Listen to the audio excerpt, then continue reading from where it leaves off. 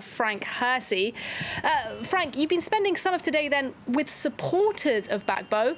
What have they been saying to you? Well, this morning we went to the headquarters of the EDS. That's a political forum here linked to the FPI. That's the political party that Laurent Gbagbo set up himself. They'd gathered there together to watch the proceedings in The Hague on a large screen. There are other screens across the city. And they're all sure that he is going to be released. They're all very much aware as well of the difficulties of pinning the charges of crimes against humanity on somebody. And so they actually see the whole trial as a sort of sham, and if anything, an extension of Ivory Coast politics, rather than the trial of somebody for crimes against humanity. It's also worth noting that some of them feel so strongly that they still see Gbagbo as the legitimate president of Ivory Coast. However, things this morning have been calm. They're patiently watching the proceedings, perhaps itself a sign of just how confident they are that he will be released.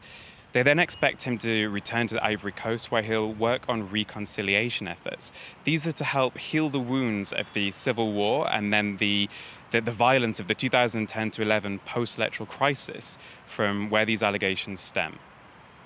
And Frank, more broadly, how is this case being viewed by people in the Ivory Coast? Is there a hope that this trial can help draw a line under that violence in 2010 and the country can then move on?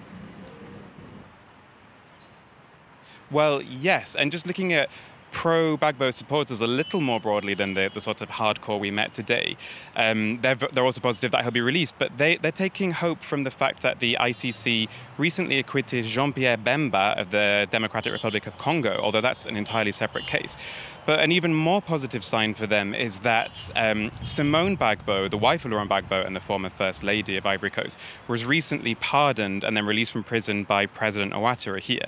That was seen in general as a very positive step towards the reconciliation efforts.